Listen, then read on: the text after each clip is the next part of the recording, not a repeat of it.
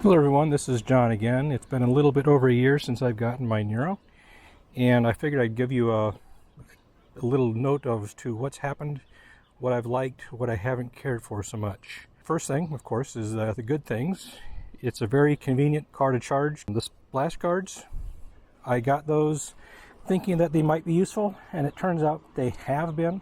What usually happened in years past is in the wintertime I'd get slush built up right along here, and the splash guards have prevented that from happening, which is pretty nice. I never really had any rust problems with my Prius, but it is nice to not have that big hunk of ice hanging off the door. For me, when I get home, I just simply open up the charge port, take the standard 110 charger that I got with the car, plug it in, and it is charged by the time I get up and get ready to go to work the next day.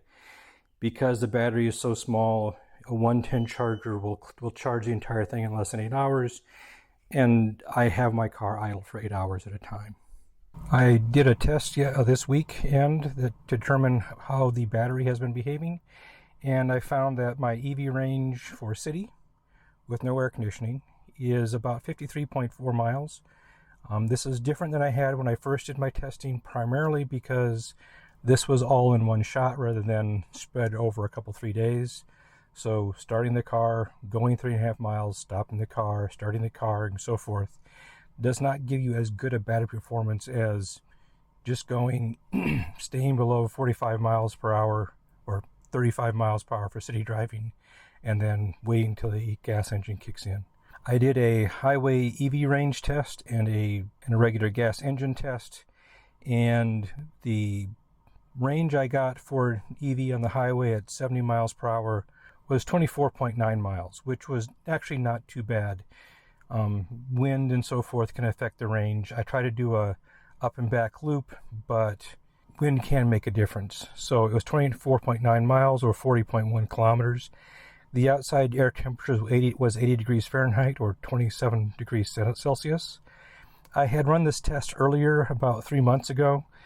That time the temperature was 50 degrees Fahrenheit. My range was 19.5 miles or 31.4 kilometers. And that just shows the difference in battery performance based on temperature. The warmer it is, the better your battery performance is. For the highway gas engine test, I did a 98.1 mile loop or 157.9 kilometer loop. And in that time I burned 1.6 gallons. So my highway fuel economy on gas turned out to be 61 miles per gallon or 3.86 liters per 100 kilometers. Strangely enough, even though I took the same route that I took with my 2020 Niro plug-in hybrid review, I did not have any battery issues like I did with the 2020. So I went the same hills, had the same relative battery usage at that time. With this car, the battery was kept at between 15 and 19% state of charge, where with the 2020, it was being pulled down to single digits. The problems that I had earlier with the interior cabin noise level, the bezel size on the entertainment center, and the relatively firm seats have all been resolved when it comes to the 2020, which is nice. Unfortunately, 2019, but that means that anybody who gets a 2020 or later will have a more comfortable, more usable cabin. To me, there are still a few things that I would like to see changed. One is the passenger side seat. There really should be a full electric version of this, not manual. For most people, it's not an issue, but for me and my wife, it is far more comfortable to have a fully electric seat. The other issue is the sunroof. I am not a fan of sunroofs. I have probably an unnatural dislike of sunroofs. But when I got this car, and even now, it is almost impossible to find a Niro plug-in hybrid, at least in the EX and EX Premier trim level, that does not have a sunroof. So if that's going to be the case, it would be nice to just eliminate that option. Just make it part of the EX or EX Premier trim level. If you can't get it without, just make it as part of the package.